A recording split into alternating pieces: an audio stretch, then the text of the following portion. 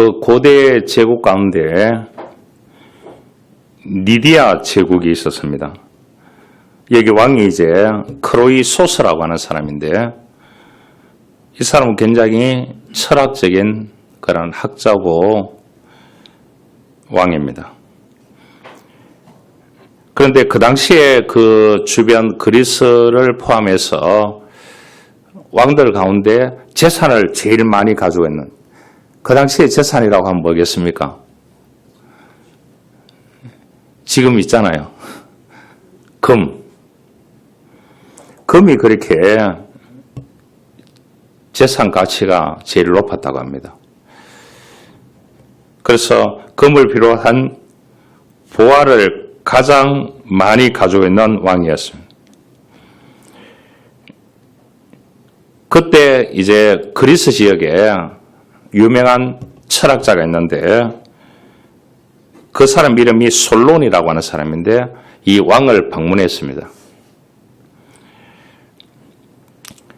이 자신의 찬란한 궁정, 또한 이제 가지고 있는 보물, 이런 거를 이제 위대한 철학자인 솔론에게 자랑을 하는 거예요. 솔론 자네가 전 세계를 다녀보니까 누가 제일 부자고 누가 제일 왕 같은 왕이더냐? 이렇게 물었습니다. 그러니까 이 솔론이라고 하는 사람이 그런 말을 했습니다. 제일 부자 같은 사람은 나라와 민족을 위해서 싸우다가 죽은 이름 없는 군인들이고, 자식을 출세시키기 위해서 헌신하며 일해서 뒷바라지를 했던 부모입니다. 그렇게 하고 열심히 농사를 지어서 이 음식을 하도록 제공했는 농부입니다. 이렇게 딱 얘기했어요. 그렇게 하니까 이 크로이소스 왕이 열받았는 거예요. 그렇다면 세상에서 가장 부유한 나는 행복하지 않다는 말이냐? 이렇게 다시 물었습니다. 왕이요, 인간의 삶이라는 것은 쉽게 말해서 설명을 하면 빈대떡입니다. 오늘 이랬다가 내일 이랬다가 어디에 쏠릴지 모릅니다. 그러다가 인생의 호흡이 끝나는 순간 그 재산을 다 놓고 가야 됩니다. 평안히 눈을 감을 수 있는 사람이 제일 행복한 사람입니다. 이렇게 얘기를 했어요. 그러니까 이 왕이 얼마나 열받았겠습니까? 이 크로이소스 왕이 이제 열받아서 이 솔론을 쫓아버렸습니다. 성 바깥으로요. 대접도 안 하고. 몇 년이 지난 후에 이 리디아 제국이 그 페르시아, 지금 이란이죠. 고레스 왕 하면 알잖아요. 이스라엘 백성들이 70년 동안 포로 생활을 했는데 고레스 왕이 되면서 칙령을 내렸잖아요. 고국으로 돌아가면 된다. 허가를 내준 거예요. 그런데 고국으로 돌아가는 사람은 별로 많지 않았어요. 왜냐? 소문이 이스라엘 땅에는 못 사는 사람들만 다 남았는 거예요. 그래도 자기는 페르시아 제국에 가가지고 거기에서 이제 노예 생활을 하든지 하인 생활을 하든지 뭐 헬프를 하든지 파출부를 하든지 어느 정도 먹고 사는 형편이 되어버렸어요.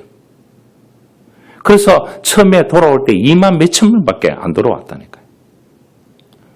그럴 정도로 그 사람들이 지금 몇 년이 됐습니까? 2500년이 됐는데도 불구하고 안 돌아오고 거기에서 이란에 사는 유대인들이 너무 많습니다.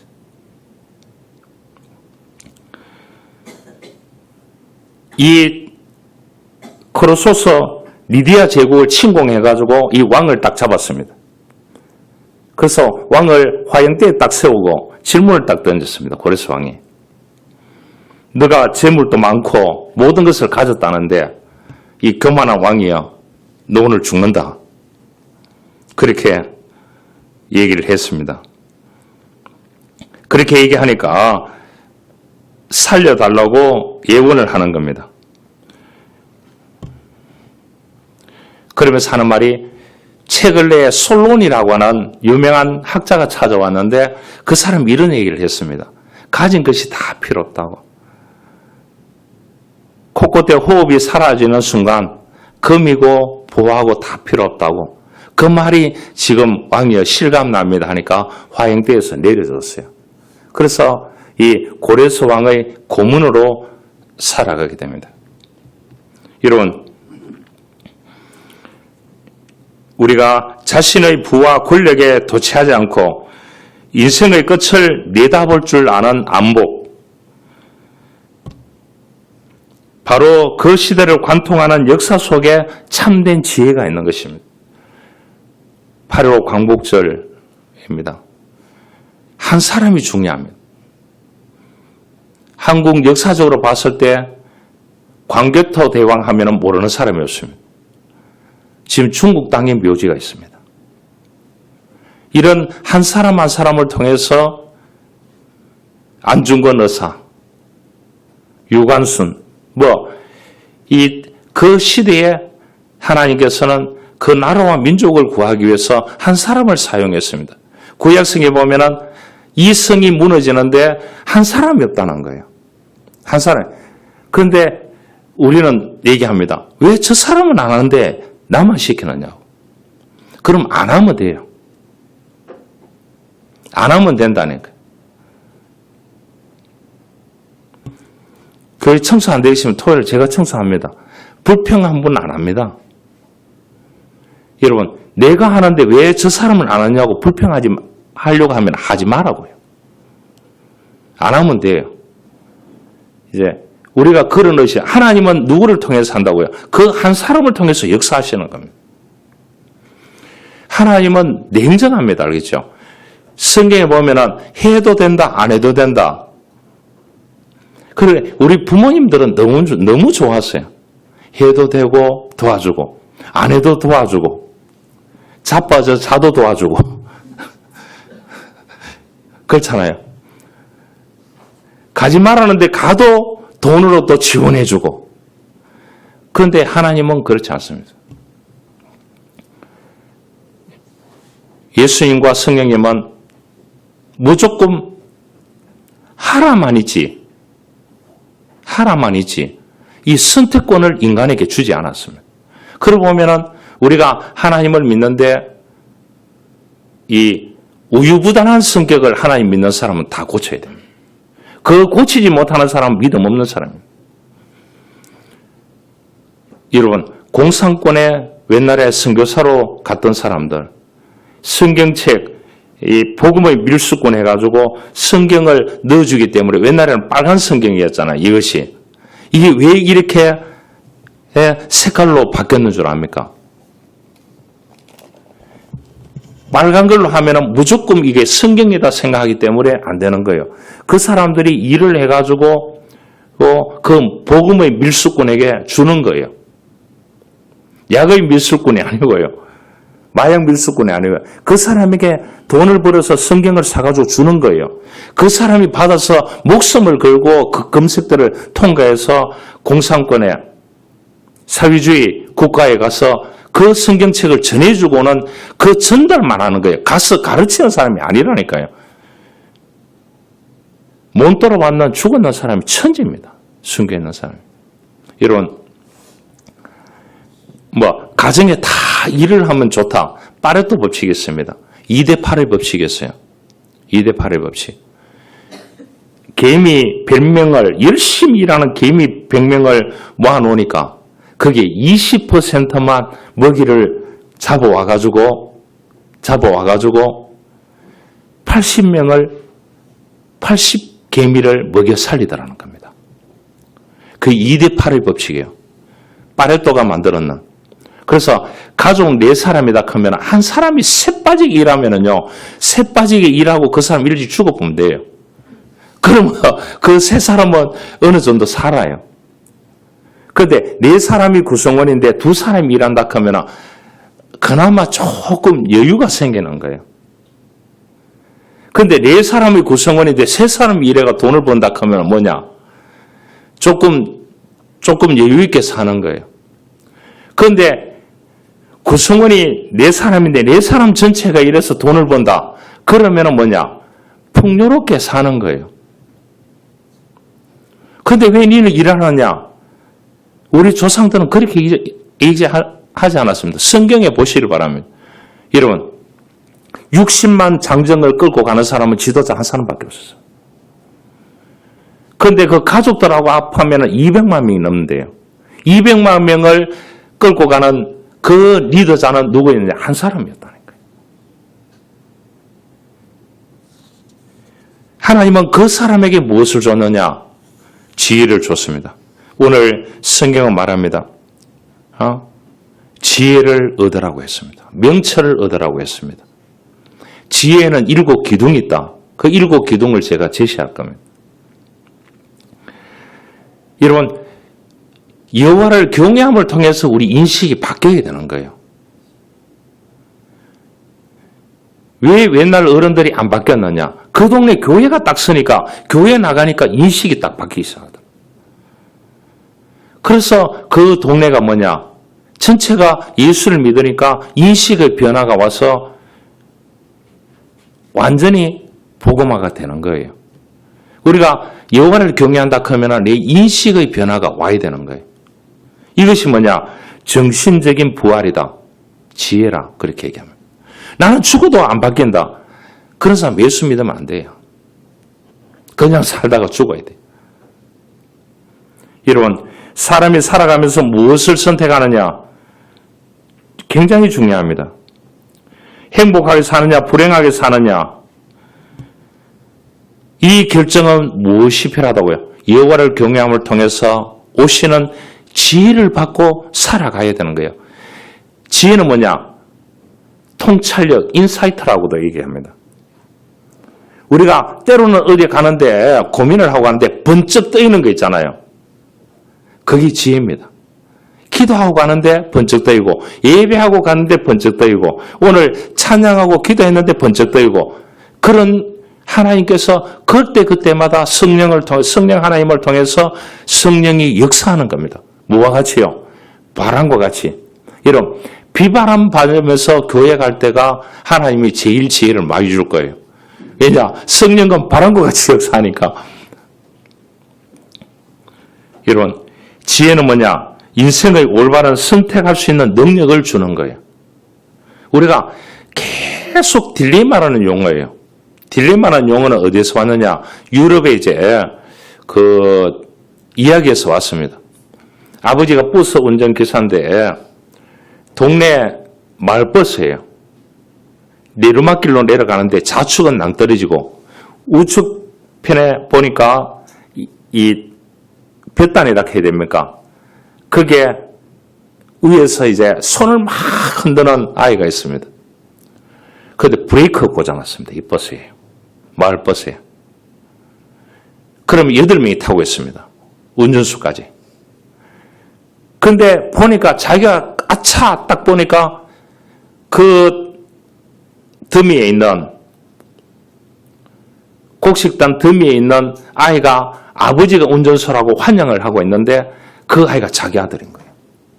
하나밖에 없는 아들이에요. 좌측편으로 브레이크 고장을 좌측편으로 선택하면 다 죽어요. 자기도 죽고 승객 7명도 죽는 거예요. 그런데 우측편을 선택하면 어디냐? 그 잿더미를 밀어버리면 어떻게 돼요? 아들이 죽는 겁니다. 이걸 뭐냐? 딜레마라 그렇게 얘기합니다. 우리가 살아가면서 이런 딜레마적인 현상이 시간마다 일어나는 사람이 있고요. 꿈 가운데 일어나는 사람이 있고요. 매일 이런 삶 속에서 정신이 왔다 갔다 해야 되는 이런 상황이 있습니다. 그럴 때 하나님이 지혜를 줘가지고 정신적인 부활을 시켜줘야 올바른 선택할 수 있는 능력이 생기는 거예요. 딜레마가 없는 사람은 아무도 없습니다. 그래서 사람은 양가 감정이 있는 거예요. 자기를 키우면서 엄마 아버지가 폭력을 행사했는 거예요. 그래서 이제 고향에 이제 따지러 가는 거예요. 그때 왜 그랬느냐고. 가보니까 이 두 노인네가 걸음도 제대로 못 걷고 있는 거예요. 그래서 그 말을 못하는 거예요. 자기에게는 엄청난 상처인데 못하고 어떻게 해야 되느냐. 차를 태워가지고 도시에 나가가지고 밥을 대접하고 모셔다 드리면서 돈도 찾아가지고 몇백만 원 드리고 오게 되는 거예요. 이게 딜레마입니다. 그런 상황이 오늘 이 시대가 계속 문화가 발전하면 할수록 이 딜레마는 어떤 사람은 초마다 오는 사람이 있고 어떤 사람은 분마다 오는 사람이 있고 시간마다 오는 사람이 있고 어떤 사람은 그러한 대상자가 나타나면 딜레마는 엄청난 소용돌이 속에 휘말릴 수가 있는 것입니다. 그런데 여호와를 경외하면서 살아가는 자에게 올바로 선택할 수 있는 이 딜레마 가운데 통찰력, 인사이트를 준다는 거예요. 지혜를 준다는 거예요. 그러니까 우리가 하나님을 믿고 믿음으로 살아가야 되는 것입니다. 할렐루야. 반지하 교회에 있을 때 내가 얘기했습니다. 아들 며느리가 일을 하기 때문에 애 3명이 있는데 애기 봐주러 저 충청도에서 왔는 거예요. 할머니가. 그래서 이 할머니가 예수를 믿는 거예요. 그 아들하고 며느리는 안 믿어요. 손자, 손녀들은. 근데 그분이 저보고 그런 말 했습니다. 자기는 글을 몰랐대요. 열심히 일해서 자식 키우느라. 그런데 자기가 교회를 나가서 예배드리고 기도하는 가운데서 어느 날 성경을 딱 펼쳤는데 그 성경을 읽게 됐답니다. 왜 안 놀랍니까? 성경을 읽게 됐다면 그날부터 자기가 이제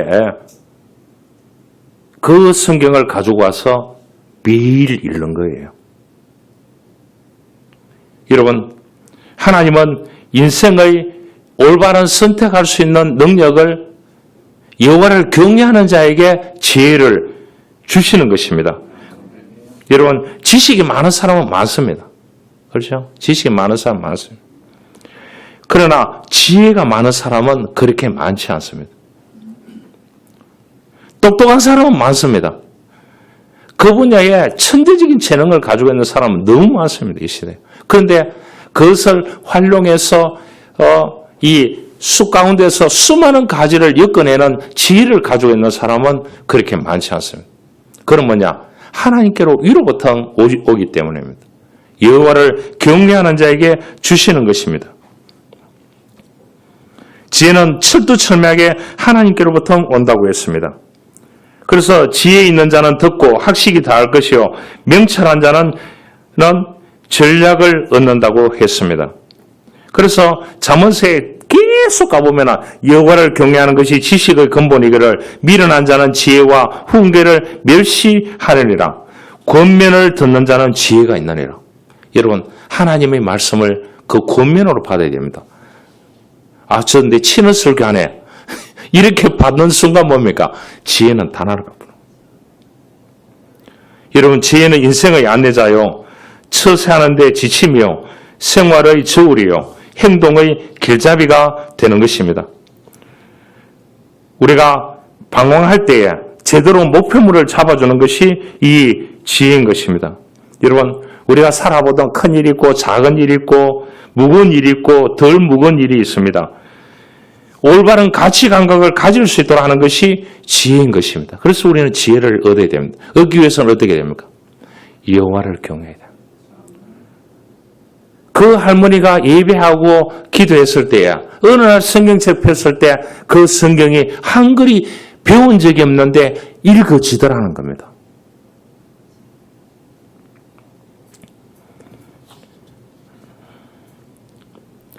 (1930년대) 영국에, 그러니까 아무리 선진국이라도요, 이렇게 우리도 이제 농촌으로 가보면은 산골짜기가 있잖아요. 이번에 이제 중국에서 발견됐는데 600년 만에 그 마을을 발견했는 게 있더라고요. 600년 만에. 600년 만에 그 마을을 발견했대. 600년 만에. 여러분 1930년대에 영국의 가장 가난한 지역에 그 작은 마을에 태어났는 여자아이가 있었습니다. 가정에서 엄격한 교육을 받았는데 아버지로부터 혹독한 교육을 받았습니다.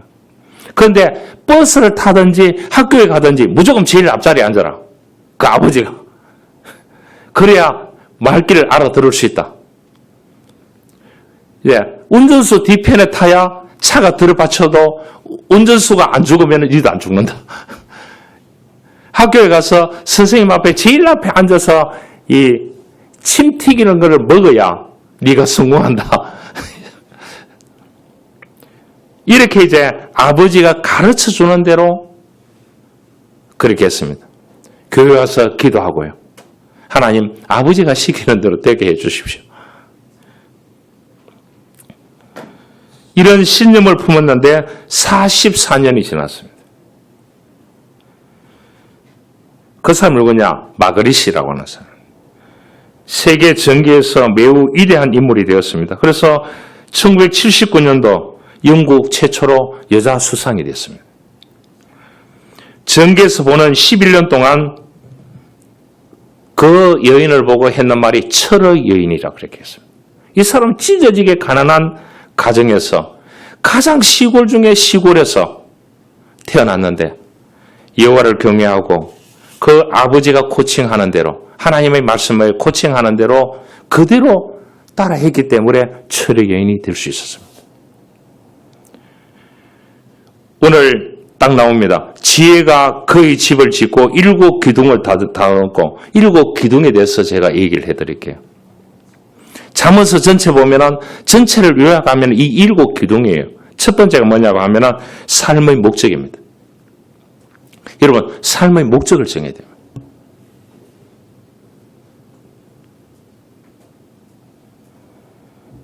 무엇 때문에 사는지를 정해야 됩니다. 바울은 그렇게 얘기했습니다.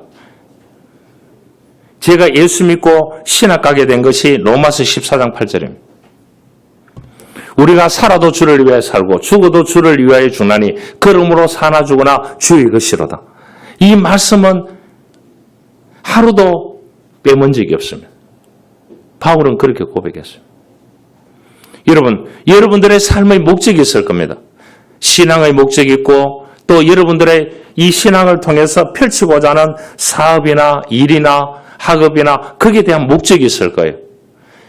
그거를 제대로 설정을 해야 된다는 거예요. 두 번째가 뭐냐? 삶의 용기입니다. 포틸리라고 하는 신학자가 그렇게 했습니다. 믿음이 뭐냐? 존재할 때 용기가 있어야 된다.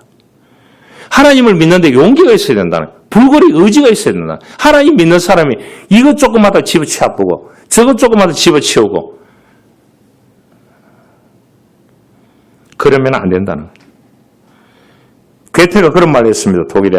재물을 잃은 것은 약간 잃은 것이고 명예를 잃은 것은 많이 잃은 것이고 용기를 잃은 것은 다 잃은 것이라고 그 철학자 그런 말을 했습니다.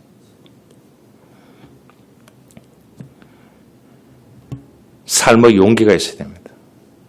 여러분, 깨질 용기가 있어야 됩니다. 특히 학문을 하는 사람 보고 제가 첫 번째 얘기하는 것이 뭐냐? 깨어질 용기가 있어야 됩니다. 여러분, 논문을 쓰고 리포트를 쓰고 발표를 하고 하면은 뭐냐? 이거를 교수가 다 분석하거든요. 분석하면은 엄청난 지적을 합니다. 눈물 쏙 빠지게 만들어 봅니다. 그럼 뭐냐? 깨어질 용기가 있어야 되는 것입니다.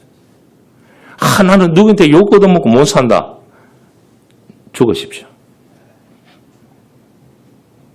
죽으면 끝납니다. 천국 가면 끝나는 거예요. 천국 가는 그 순간까지는 여러분 인내해야 됩니다. 어쩔 수 없어요. 세 번째 기둥이 뭐냐? 삶의 정직성입니다. 여러분, 신용카드는 속이지 않습니다. 속여요, 안 속여요? 신용카드를 속일 수가 없습니다. 알겠죠? 그 카드를 주면은 주인이 음식을 먹고 정확하게 그 금액을 딱 찍어냅니다. 참 대단하죠? 저하고 음식 먹으러 같이 갔던 분이 있습니다. 목사님들이 있는데 이분이 이제 주인이 한 80살이 넘었는 거예요. 이거를 이제 제대로 못 찍는 줄 알고 똑똑한 후배가 있어요. 낯서는 목사가 있어요, 후배. 지가 똑똑하다. 저쪽을 돌아가가지고 할머니 제가 찍어드릴게요 하니까 손을 탁 쳐보는 거예요. 무슨 소리 하고 있느냐고. 이거는 내가 50년 해온 일이라고. 50년 해온. 어디 금방지게, 예? 이 금액을 찍느냐고. 이야. 그러니까 여러분, 신용카드는 거짓말을 못합니다. 여러분, 나로 오는데 내가 신용카드를 100만 원 썼는데 50만 원 나로 올 때 있습니까? 없습니다. 여러분, 삶의 시작이 미약하나 나중에 힘에 창대해 줄 수 있는 비결은 뭡니까? 기도와 정직입니다. 네 번째 기도는 이타주의입니다. 이타주의입니다. 여러분, 숨기는 자에게 지혜를 주십니다. 내만 잘 먹고 잘 살지 마시길 바랍니다. 숨기는 자에게 지혜를 줍니다. 주님은 이 땅에 우리를 구원하기 위해서 십자가 죽으시고 부활하고 승천해서 하나님 나라에 우리를 위해서 중보기도 하기 위해서 중보자로 성령 하나님을 보내주셨습니다. 그 성령 하나님을 만나면은 예배할 때 만나면은 그 사람이 무슨 병에 있든지 무슨 힘든 일이 있든지 하나님께서 만져주시고 치유해 주시고 귀를 열어주시고 능력을 베풀어 주실 줄 믿습니다. 여러분, 이 어머니만 암에 걸렸는데 이 유치원 다니는 아이를 데리고 교회에 매일 기도하러 가는 거예요. 그래서 아이는 기도하고 있고 목사님이 불러서 목욕실에 잠시 들어간 사이에 아이가 어머님을 고쳐달라고 기도하는데 성령의 불이 임했는 거예요. 그래서 뛰어가니까 어머님이 목사님하고 대화를 하고 있다가 거기서 쓰러져 보더라는 거예요. 식은땀을 흘리며 쓰러졌는데 다음날 병원에 가니까 그 병이 떠나갔더랍니다. 그 주치의사가 놀래 뺐는 거예요. 다른 사람이 놀라는 게 아니고 여러분, 성령은 그렇게 역사하시는 것입니다. 여러분, 우리가 하나님의 질서 속에 삽니다. 그러면 어떻습니까? 이타주의입니다. 자기만 생각하는 이기주의가 너무 많습니다. 개인 이기주의 있지요. 집단 이기주의 있지요. 그 다음에 뭡니까? 사회, 문화, 환경적인 이기주의가 있습니다. 자기 물건에 대한 이기주의가 있습니다. 좀 주면 어떻습니까? 주면은 또 다른 사람이 더 큰 것을 줄 줄 믿습니다. 그런 정신이 있어야 되는 거예요. 그게 지혜인 거예요. 다섯 번째 기둥이 뭐냐 하면 알미입니다. 천재는 1%의 영광과 99%의 땀으로 이루어진대요. 지혜로운 사람은 무슨 일을 하든지 하나님께서 그 일터에 보내셨다는 소명의식이 있어야 된다는 거예요. 하나님이 보냈다는 소명의식. 그런데 내가 이 일을 해가지고 뭐든지 다 해야 된다. 이런 마음을 가지고 있으면 뭐냐? 피곤해가 지쳐서 일찍 죽어요. 여러분, 하나님이 보내시다는 그런 정신을 가지고 있으면 그곳에서 최선을 다하는 겁니다. 여섯 번째 기둥이 뭐냐? 지혜 기둥이 올바른 생각입니다. 여러분, 좋은 생각 많이 하시길 바랍니다. 된다는 생각하시길 바랍니다. 할렐루야. 이루어진다는 생각을 하시길 바랍니다.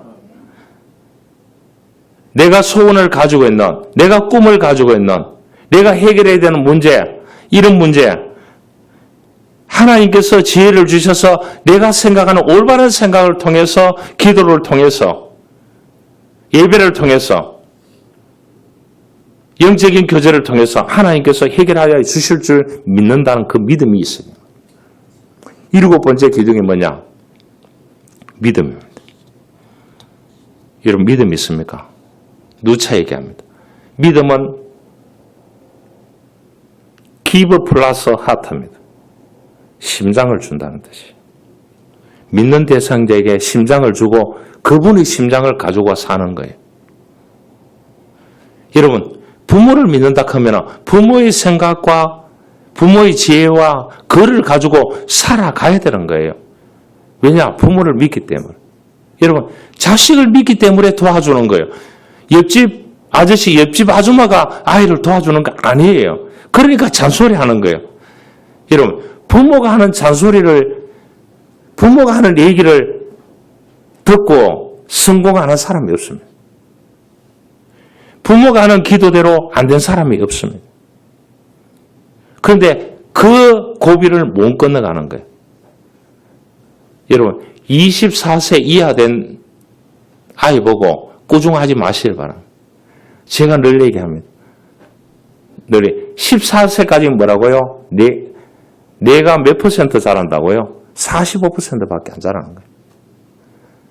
참 11세까지. 여러분 18세가 돼도 내가 75%밖에 안 잘하는 거예요. 24세가 돼야 내가 100% 되는 거예요. 그러니까 24세가 됐는데도 뭐냐? 제대로 안 한다 하면은 두들겨 패락 하면 큰일 나죠. 잡아야 됩니다. 여러분, 왜냐? 믿음은 내 심장을 대상자에게 주는 거예요. 빌립보서에 뭐라고 1장 8절에 뭐라고 했습니까? 주의 심장 가지고 바울이 그런 말 했습니다. 자기는 어디 가든지 주의 심장 가지고 간다 그랬습니다. 자기 심장 가지고 가는 게 아니에요. 자기 심장은 떼놓고 주님의 심장. 그래서 어떻게 우겨삼을 당하여도 돌을 맞아도 여러분 바울이 무식한 농사꾼이 아니었습니다. 바울은 동서남북 다 갖추었는 최고의 당대의 엘리트였습니다. 여러분 미국 시민권 얻기 위해서 얼마나 노력하는 줄 압니까? 로마 시민권까지 얻는 사람이에요. 그 사람이 가서 예수 천당 불신지요 이렇게 외치는데 그 사람들이 다 예수 믿고 돌아오는 거 아니에요. 돌 던지는 사람이지요. 감옥에 넣는 사람이지요. 감옥에 가서 또 찬양하고 기도하니까 감옥 문이 열리는 거예요. 여러분 그런 부끄러움과 쪽팔림과 이런 거를 내려놔야 믿음대로 살 수 있습니다. 믿음대로 살 수 있습니다. 할렐루야. 저는 체면 문화 가운데 자랐습니다. 그런데 아직 덜 빠졌어요. 유교 문화가 덜 빠졌습니다. 체면 문화가. 그래서 저보다도 나이가 적은데도 불구하고 후배인데도 불구하고 이야기하는데 다리 꽈가지고 이렇게 턱 얘가 이렇게 턱 나를 보고 있으면 된장 바르고 싶습니다. 그런 마음 가져가 안 되는데 그런 마음이 있다니까요. 아직 이제 그런 물이 덜 빠졌다니까요. 저도 고백하는데 여러분 믿음은 없냐? 내가 전적으로 믿어주는 것이 주님의 심장을 가지고 살아가는 거예요. 내 심장을 가지고 살다가는 심장의 한계를 가지고 있습니다. 알겠죠? 그래서 심장에 뭘 받을 거예요? 옛날에는 그 심장에 스트레스를 못 받았기 때문에 뭐냐? 남자들이 60세 이상 사는 게 힘들었습니다. 제가 만나는 분 가운데 심장 스트레스 받은 사람이 너무 많더라고요. 그런데 그 사람들이 다 60이 넘었더라고요. 60에 하고 고백하더라고요. 59세에 죽어야 되는데 60세에 스트레스 받아가지고 사는데 또 한 2년 살다 보니까 또 한 개 박았대요. 또 2년 살다 보니까 또 한 개 박았대요. 또 2년 살다 보니까 또 한 개 받았대요. 또 2년 살다 보니까 또 한 개 받았대요. 또 2년 살다 보니까 또 한 개 받았대요. 이제 더 이상 받을 수 없대요. 스트레스 받을 수 없대요. 그럼 몇 살 됐습니까? 70살이잖아요. 예, 정신 좀 차리소.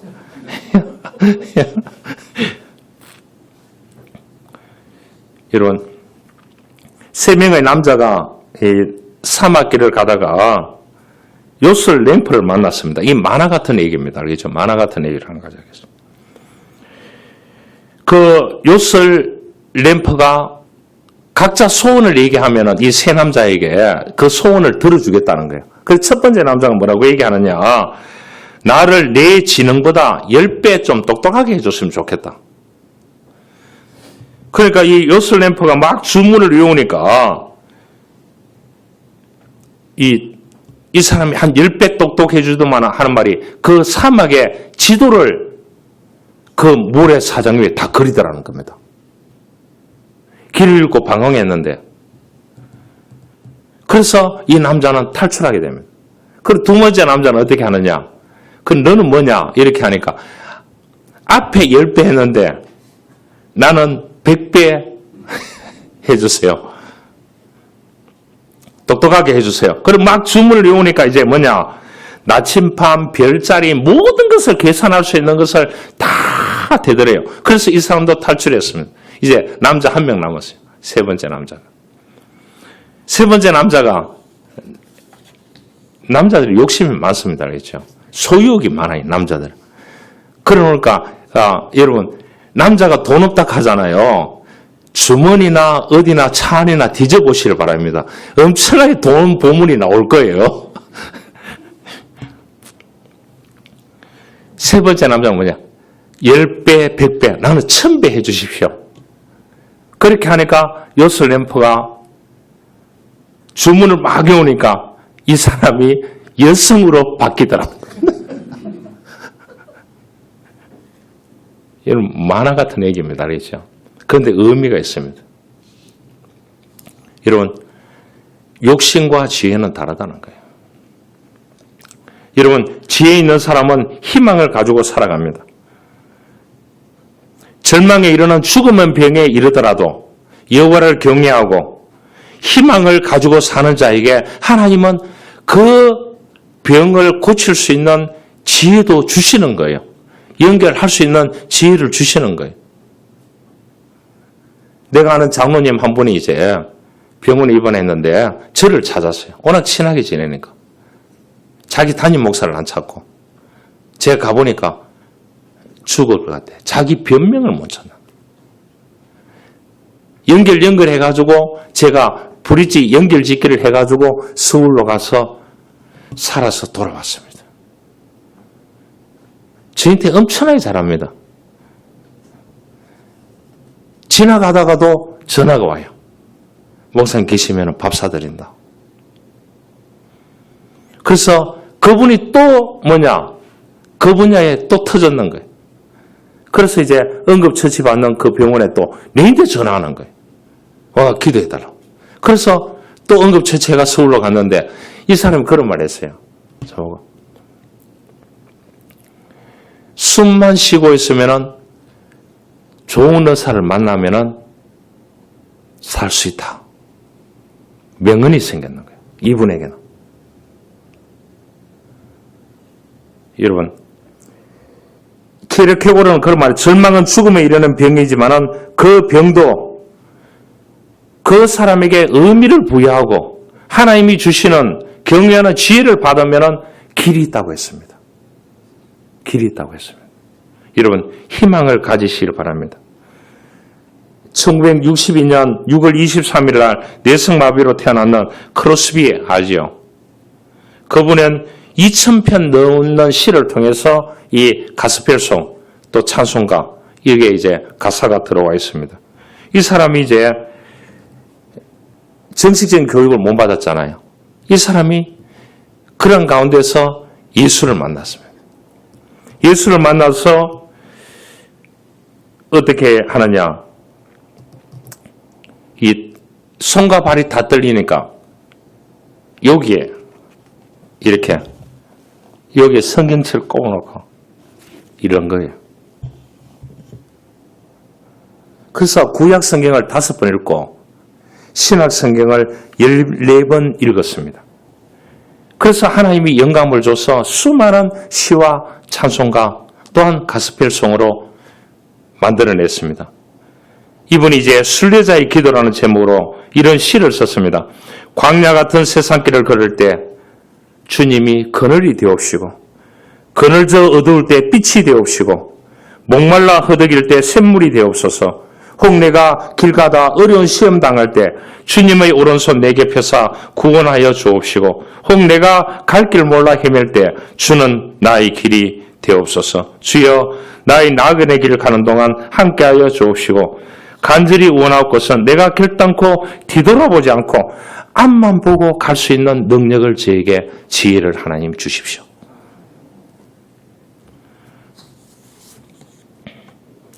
여러분, 여호와를 경외하는 자에게 하나님은 지혜를 주시고 그 지혜를 통해서 여러분들의 삶의 자리에 희망을 주시는 줄 믿습니다. 여러분들의 하는 일에 최선 다하시길 바랍니다. 왜냐? 하나님을 경외하고 지혜를 주시기 때문에 최선을 다하면 하나님께서 거기에 통해서 30배, 60배, 100배의 열매를 맺히게 하시는 거예요. 한 달 하다 끝내고 1년 하다 끝내고 그렇게 하지 마시길 바랍니다. 말씀의 결론을 맺기 전에 한 가지 이야기를 해보겠습니다.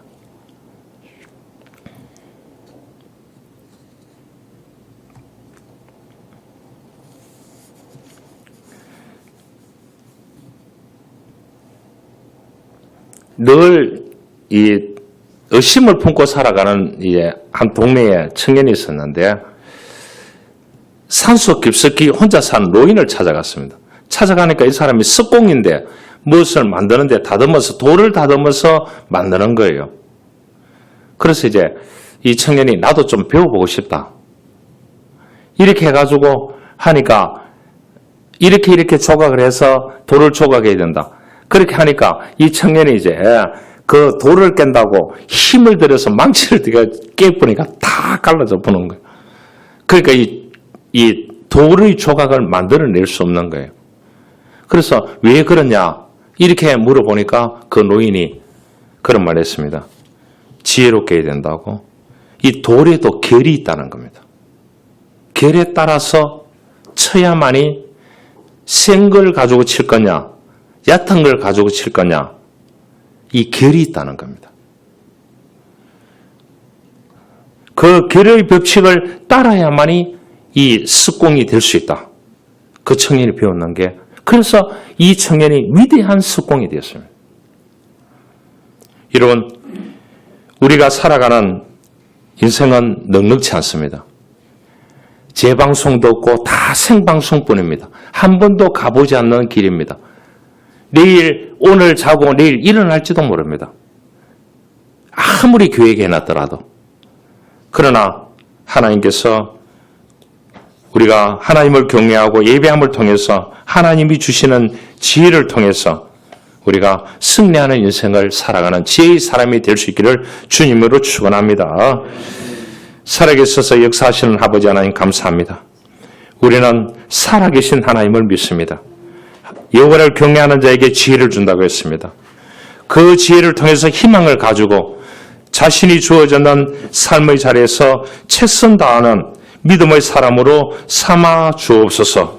구주 예수 그리스도의 이름으로 기도하옵나이다. 아멘.